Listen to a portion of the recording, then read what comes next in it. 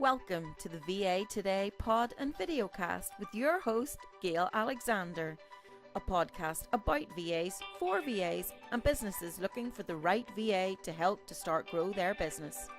Find the right VA today and visit VA Today on YouTube and ava-ni.com to find out more about VAs and what they can do for you, and get in touch with the virtual assistants you need today.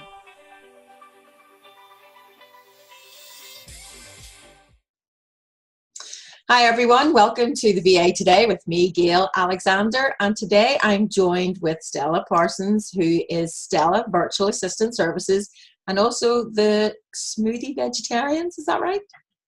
I actually recently sold that business, but yeah, I started that with a friend a few years ago. It was actually my first business. So that's a good place to start, I guess. You're obviously an experienced businesswoman then. Yeah. So basically, the Smoothie Vegetarians, a friend and I started it a few years ago. We were both going vegetarian at the same time, and we wanted something to hold us accountable. And so we just started this blog, and we ended up, within a year and a half having writers, and we had merchandise, and we made a whole business out of it. So it was definitely unplanned, but it was really cool. Very good. So then moving into setting up another business as a virtual assistant wasn't as difficult because you kind of knew what you were doing. Right. Yeah, exactly. I knew exactly what I was doing as far as setting up a business. So that part of things was easy for me, and I didn't have to learn too much. And, I already knew everything as far as that goes. And so that part was seamless for me. Okay. And so the way you say that part was seamless. Was the VA part not so seamless? Well, it was kind of a roller coaster.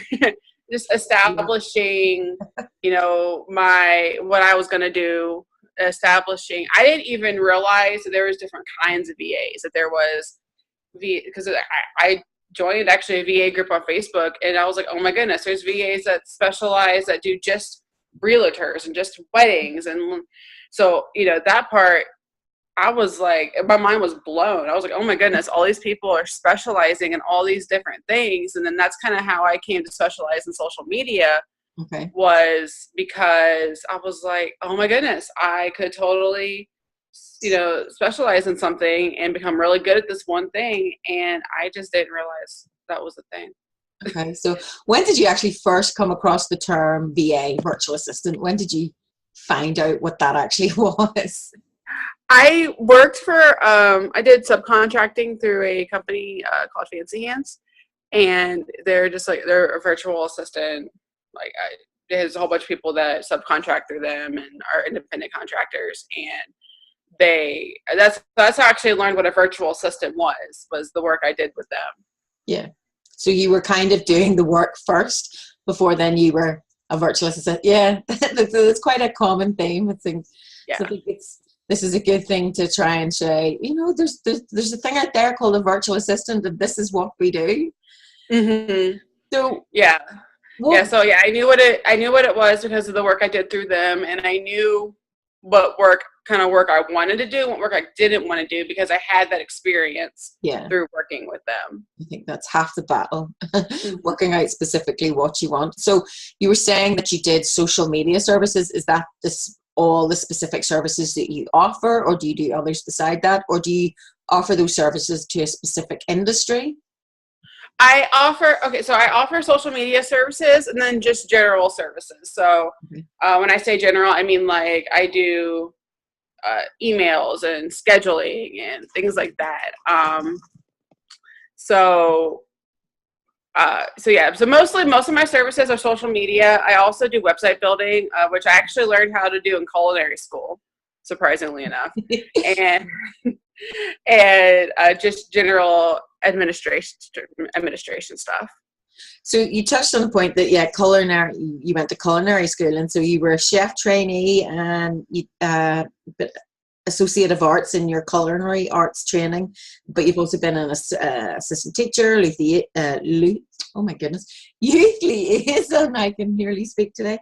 So you've had a lot of experience within specific industries, like so in the culinary industry, but also in like church industry, that side of things, the voluntary industry.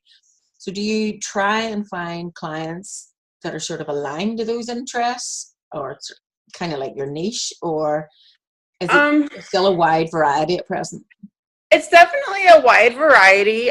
For clients, I try to definitely find somebody who I connect with really well, and whose message I agree with and, you know, want to help spread. I have found that if I agree with what they're trying to do and what they're trying to say, and I also share in that passion, that it improves my work greatly.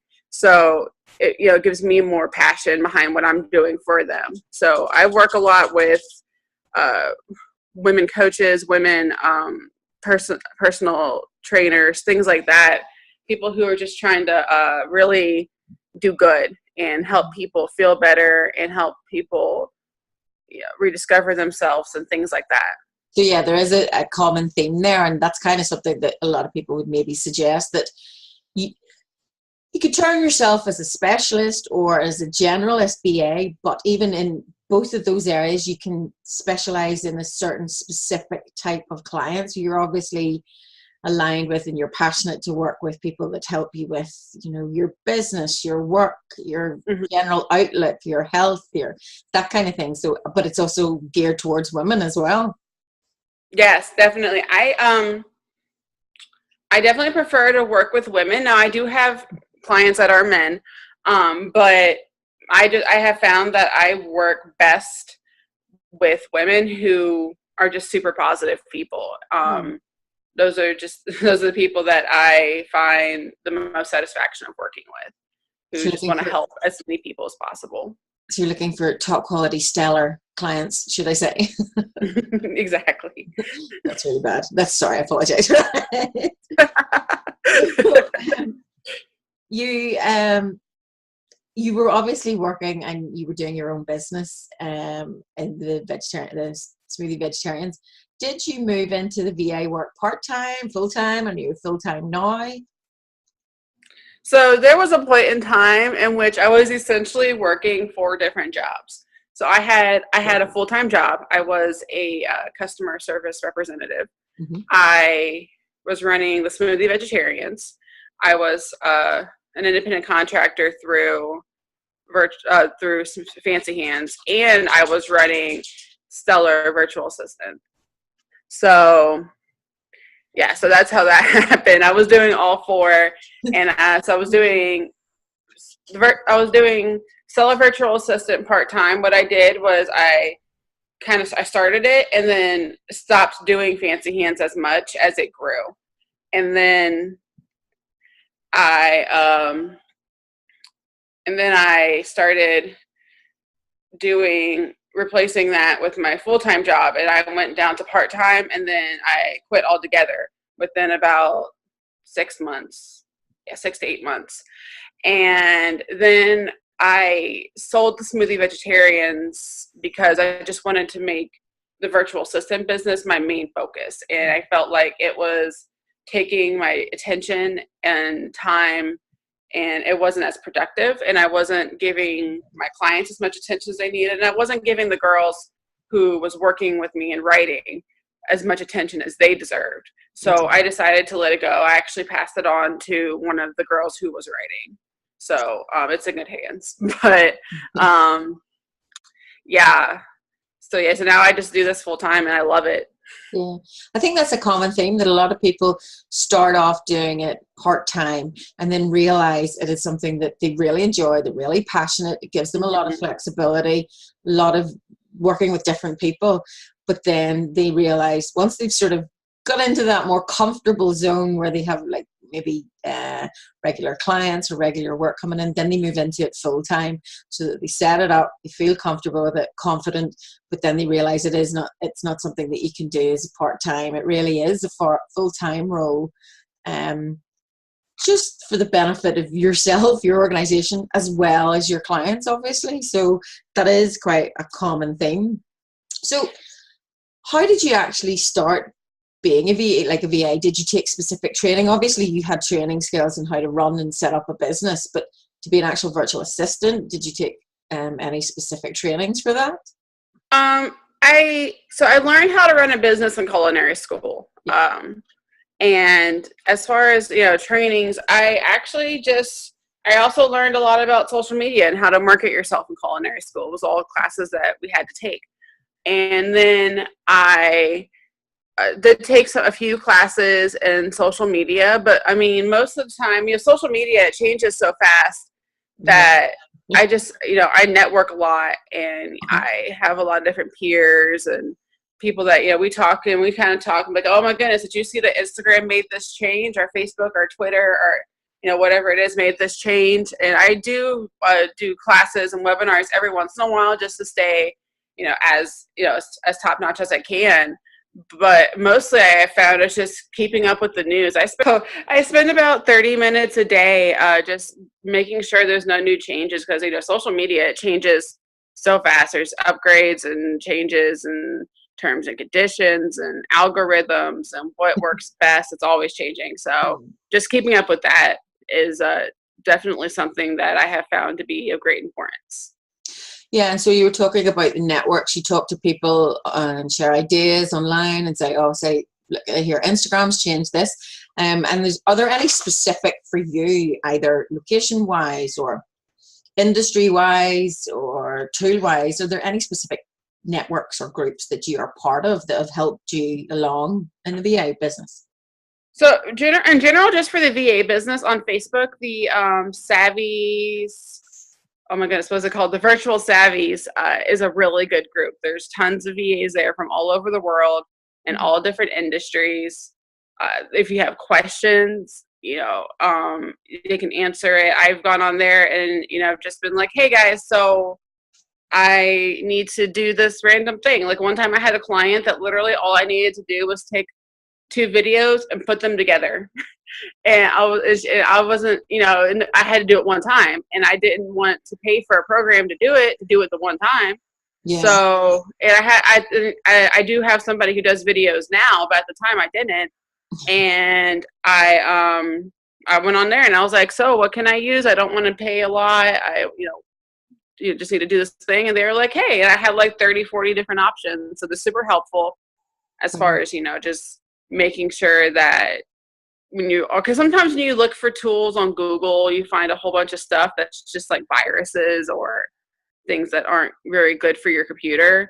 And they can help you with things like that. They also help with like answer. I've seen people have been like, I don't know how to write a contract, or I don't know how to, pay my taxes, or, anything like that.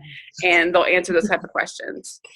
Yeah. So that is like one thing that, there is only so much Google can do. You really do want a piece of advice for reassurance. And I guess those Facebook groups are really good. And the Virtual Savvies, that's a new one for me. I'm going to have a good look at that, see them.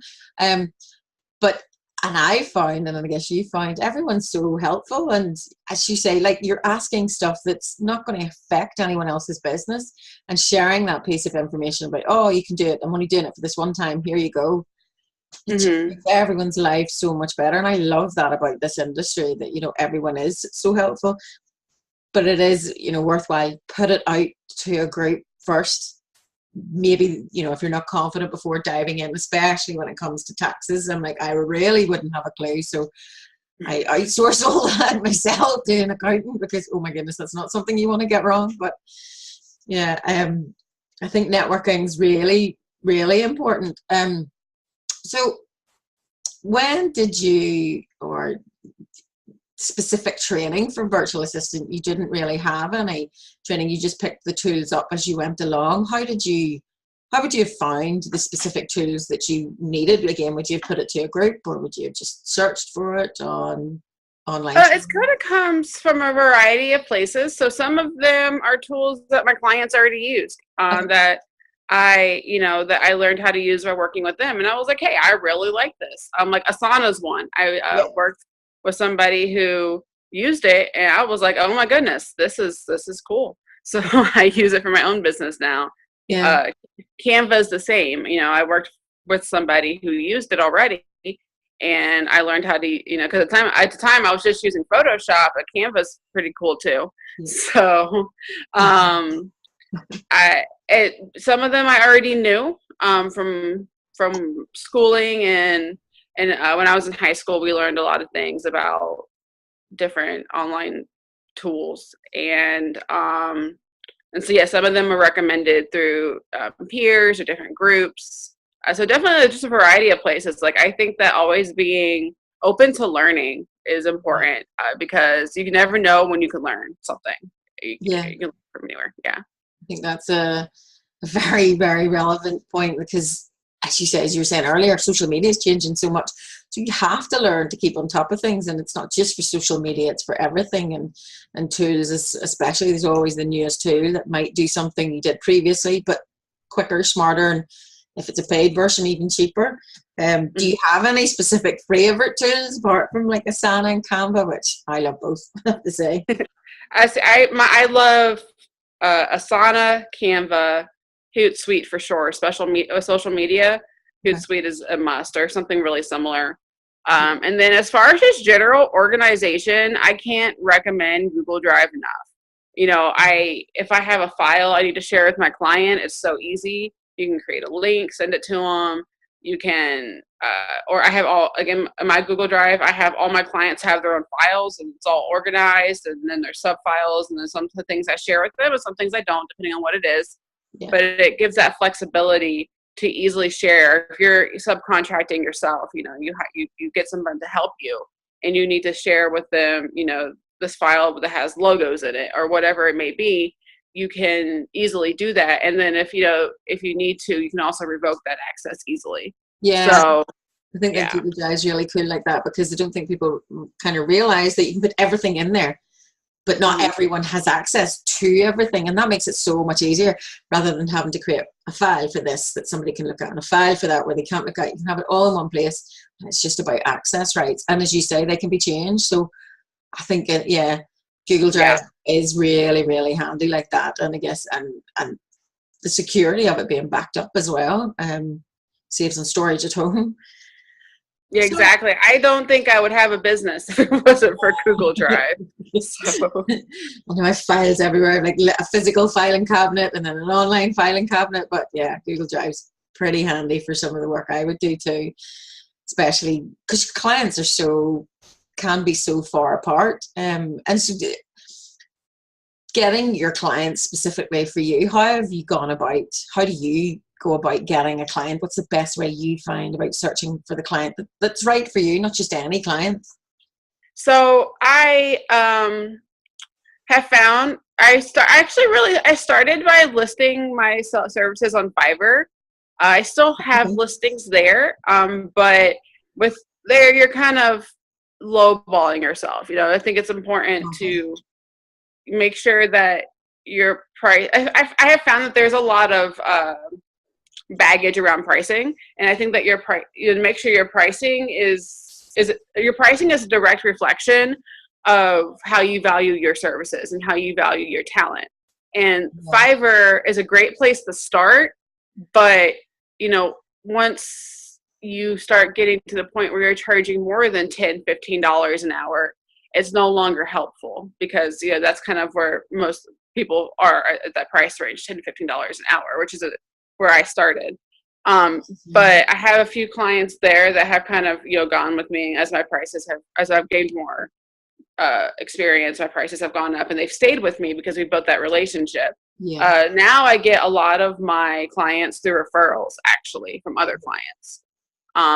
People who, because social media is one of those things. As one of my clients told me the other day, she was like, if somebody doesn't have someone working on their team that's specializes in social media, they need to, because it's so important to make sure that your business is on social media in this this day and age. So just at this point, it's just referrals. I've also found a few clients just through the different groups, like the Virtual Assistant Savvies group, just doing things like that. But at this point, mostly referrals. Yeah, I think that's quite right. Like word of mouth and referrals Mhm. is quite a large way that, or a main way that a lot of BAs now get business. They may have started off, as you say, using that to Fiverr, but as you say, it is quite, you are lowballing yourself because the Mhm. pricing there, I think, is very low. I guess it is one way to start if you're really not sure, but it is all, you have to value yourself, and pricing is, you have learned a lot of skills. You've taken so much time to do this. You're not a temporary worker going in. You take with you a lot of experience in that tool or in that business or in your background, and you do need to value that and put it at a level that's not detrimental to you, but the rest of the virtual assistant industry as well. And I think that's one thing that everyone kind of needs to remember, because what affects one person will affect us all. So a way to start, I guess, if you're really struggling. But yeah, definitely raise your own brand value and Yeah. value what you do, because it's so worthwhile. You're Um, definitely. so you're saying how you get clients would be referral, but how would you vet clients? If you're getting referred by somebody, do you just take it on the face value of who's referred to you, or do you actually go, right, okay, somebody needs this work done, they've passed it on to me, but is this client the right fit for me? Do you actually vet your clients? Yeah, I've never just take a client on face value. I always initiate some kind of phone call, Yeah. Skype call, Zoom call, something to make sure that, first of all, you have to make sure that your personalities mesh well. If Yeah. you don't work well together, it won't be productive, and it won't be a beneficial relationship for either one of you. Yeah. And so that's definitely one thing that's important. And then I also make sure that, like, it's something that I can agree with and feel passionate about, because if it's not, then I don't, it's not, I wouldn't say that I treat the work differently, but I want to, the reason why I do the work the way I do is that I get out of bed in the morning and I'm excited about it. Yeah. And if, a client wants me to do something that I'm not super excited about their message, it gets rid of that. And it's my favorite thing about kind of working the way I do, is I'm so excited about all the things I'm doing and all the people I'm working with. And So I think that reflects in your work as well, because there's a passion there, and that brings out, not that you're not doing a high quality standard of work, but it'll bring out something different, a creative flair, or when you're more passionate and wanting to go to work, it is reflected in your work. And it's much more enjoyable, and what's more enjoyable for you, and again, is beneficial to the client as well. So I think that is, again, when you're maybe starting out, you're building up experience and just time spent doing the work. But as you've been doing it a lot longer, it's important to not only have yourself vetted, and that's why you want to make sure everything's all set up with your taxes, your insurance, and whatever. But you have to remember to do it back to your clients as well, because you don't know who you're working with. But I think that's a really important point. So you've obviously been doing it for quite a while now. Have you had any challenges with any clients, or or just setting up in general? Are there any sort of stories that you've thought, oh my goodness, how did I get into this situation? Or has it just been an easy enough ride? It hasn't. I've been doing this for 4 years now. Okay. And I've found that my age is actually a big issue. I just turned 24. So I started my business when I was 20. And for a while there, I wouldn't tell my clients how old I was because they would, all of a sudden be, oh my goodness, my daughter's as old as you, or my granddaughter's as old as you. And then I would kind of lose that, that level of, I know what I'm doing, because they see me as their kid. So but now, I mean, like, I just say, I'm 24, and but this is something I've put a lot of time into. And now I've also, as part of my vetting my clients, is to make sure that won't be an issue. Yeah. But yeah, so my age has definitely been a big issue, especially in the beginning, just because I didn't know better. I didn't know what to look for. Yeah. I think you're going to get that at any stage in certain businesses, like your age. If you're too old, it's like, oh, they're not right for it. They wouldn't have a clue. Whereas it's so not true. It's all about your experience, your passion. And when you're talking with you, you can obviously tell you know what you're doing. You've already run your own business. You know how to do things. You know how to reach out. You know how to promote yourself. So I think something like this, doing a video call, is an excellent way to build up that relationship, because then it takes away the age.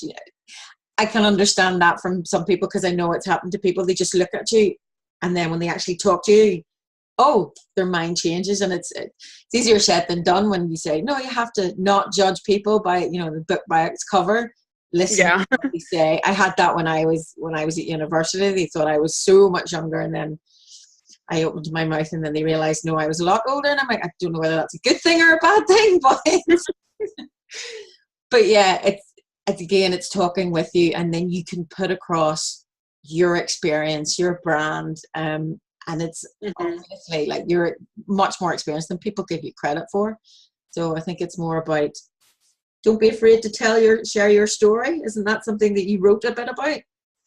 Yes, yeah, I do. I talk about not being afraid to share your story so much, because I think there's something really valuable in being authentic to yourself. I think, you know, especially on social media, it's probably what I wrote that about, was social media, was it's just staying true to yourself, because everybody out there is putting themselves out there. And one thing that's going to make you different than everybody else is yourself. So if you're, you know, trying to portray this person that you think you should be, then it's not going to be as, you know, as good, and it's not going to be as awesome as it would be if you're just being yourself and portraying yourself and sharing your story and just being really genuine to yourself. And I think that's so important. Yeah, it's people are buying from you as a service, so they need to know about you, and everyone's story is so different. Somebody might have done this, and this, and oh, that looks great, but then you've done this and this and this, and that's great for a client that you're looking for, that works well for you. You know, that client might not work well for that other person, but they're perfect for you. So it's taking away the competition with each other, because you don't need to do that. You just need to be authentic for you to get the best client for you, and it just keeps everyone happy. One of the most important things I think has ever been said to me was, there is no competition.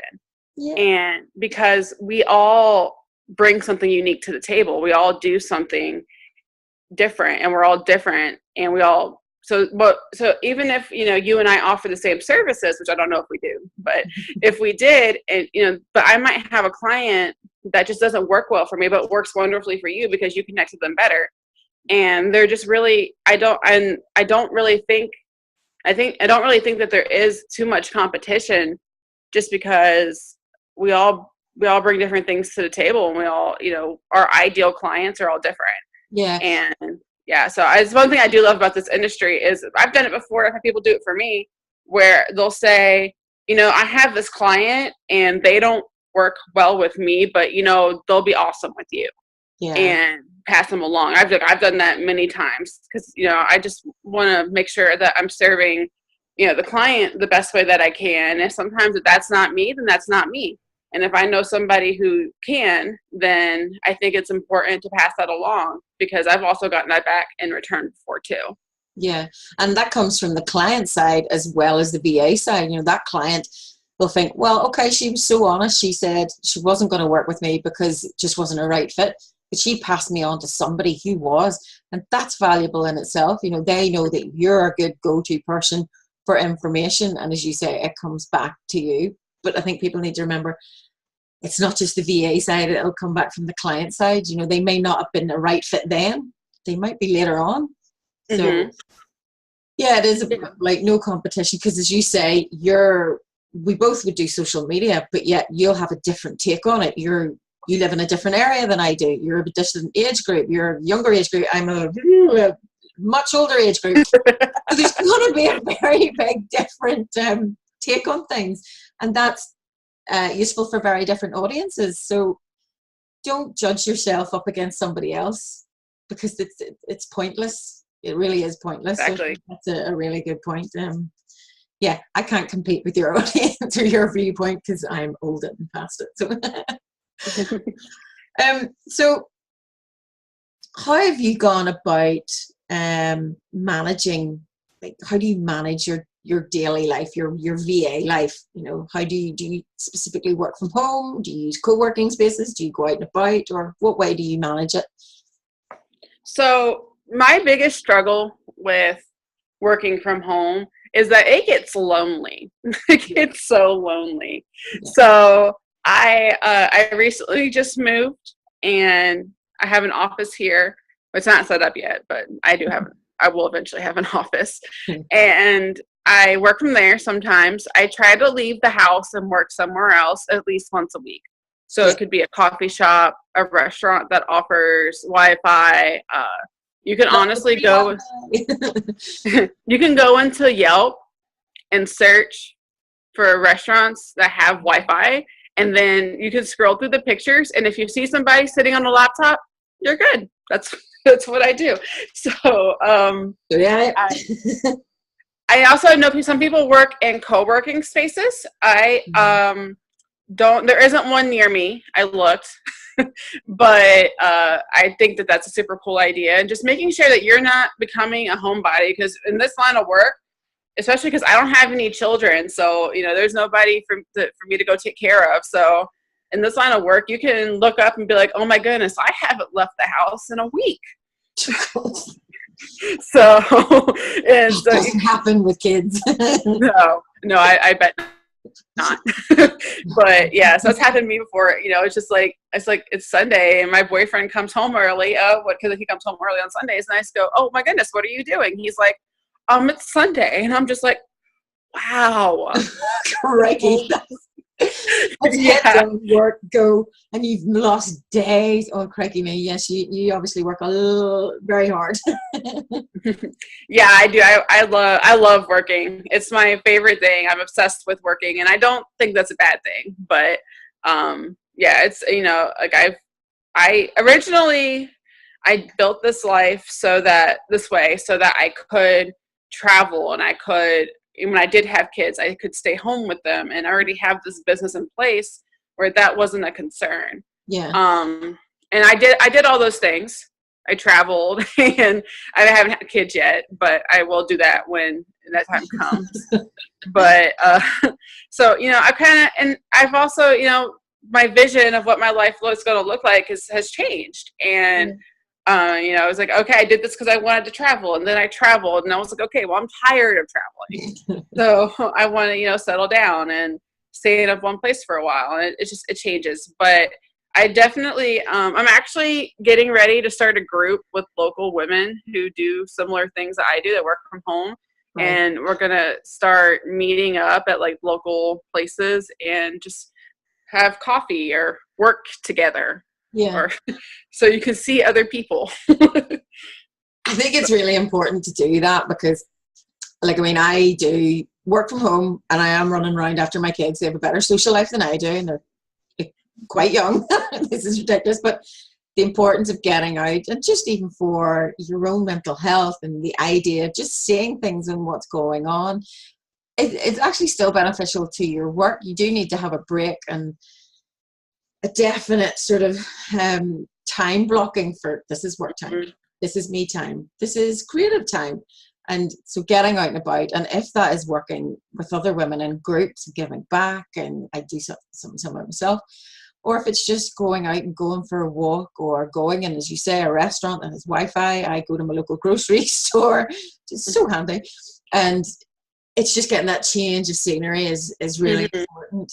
And it's important for your physical and mental health also, just sitting at the one spot. I get up and I creak if I don't move about too much. So I think that is, a valuable piece of advice. Definitely get up and move and see people and talk to people, so you don't go slightly crackers like me. But that's still another story. So you talked about, you have started this business, and you originally started it because you wanted to travel, and now you've kind of got a bit tired of that and you want to settle down. So you've obviously had an idea and sort of a goal. Where do you see your business in the next sort of 3 to 5 years? Have you set any big goals, or what are you hoping? My biggest goal is I want to have a team of people who can, better help my clients. So, with social media, there's a lot in there. You have graphics, you have videos, you have writing, and I do all of those things, but there are people who specialize in just graphics and who are awesome graphic designers. And I want to be able to create a team and also help other people work from home and help with their dream, whatever that may be. If it may be traveling or staying home with their children, and kind of help shape that. Because I don't think that this line of work is talked about enough. I don't think enough people know that it's an option. Yeah, exactly. Yeah. Exactly. So, the fact that you can, and I told my mom the other day, we were in the car, we were going shopping, and I told her, I was like, in high school, if I knew that this was an option, I think I might have done things differently. I might have taken different classes. I might have, specialized in something different when I went to school instead of culinary arts. Just because it's not talked about. It's not something that is regularly, I don't think people know about it. I think that's... Yeah, people don't know about it. And when I first said, I'm going to start this business and I'm going to work from home, people looked at me like I had lost my mind. Like, what do you mean you're going to work from home? You can't work from home. Who works from home? Celebrities work from home. Like, you can't do that. It's like, yes, I can. And I did. And, now those same people are like, oh my goodness, can you teach me how to do it? I want to do that. Wow. And so that's the other thing is, like, don't let other people's opinions bring you down, because everybody sees things differently, and someone else might think you have completely lost your mind, but then 2-3 years down the line, they're going to be like, oh my goodness, I want to do what you do. Like, I have a friend, I have a kind of friend, and she's like, well, I just want to be you now. And I was like, but 3 years ago, you were telling me that I was crazy and that I had lost my mind and that I was going to be living in a cardboard box because nobody works from home. Oh my goodness. Yeah, it was really harsh. It's like, it really hurt my feelings at the time, but I kind of just pushed it out of my mind, and I was like, no, I know I can do this. At the point I knew other people who were doing it. And so, yeah, just not letting other people's negative get in your way. Definitely, because if it's something you want to do, if it's something you can do, it's your dream, not theirs. You know how to achieve your dream, and you'll be able to do it. It's not their dream, so obviously they can't do it. So Exactly. Push for what you want, and it's just like, I did it. Yeah, So, go on. I was going to say, I just do all of my work in quiet. So I sit here and I work and I build my business, and then people ask me about it, and I'm just like, oh yeah, no, this is what I'm doing. And they're like, you're living off of that? And I was like, yeah, I'm living off of it. And, I got, doing all the things I've always wanted to do and all the things you should do, building my savings account, got insurance, got retirement plans that I've kind of, taken care of myself. And they're baffled by it. They're like, oh my goodness, I didn't think you could do it.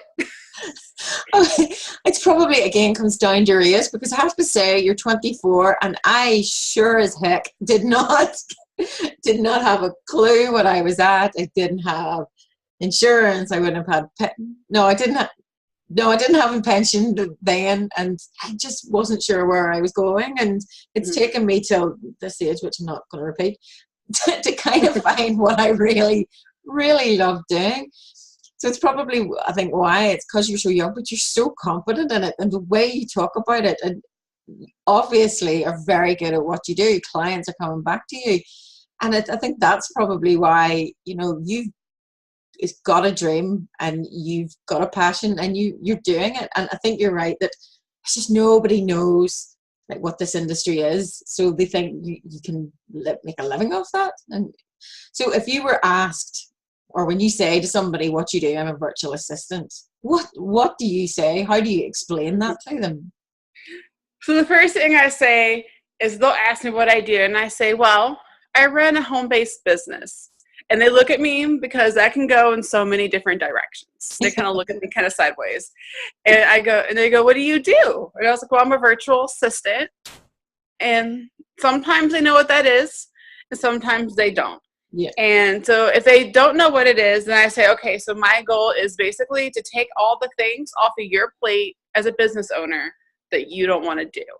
Because so many business owners I found don't want to do social media. Yeah. I had a business owner once tell me, if I could, I would delete Instagram off my phone. I hate the thing, but it's good but it helps my business. Yeah. So, so yeah, things like that. So what virtual assistants do, anything as a business owner you don't want to do, they can do. And the funniest thing is that virtual assistants also have virtual assistants. Yes. I need one. Yeah, no, I just hired one. It's the greatest thing.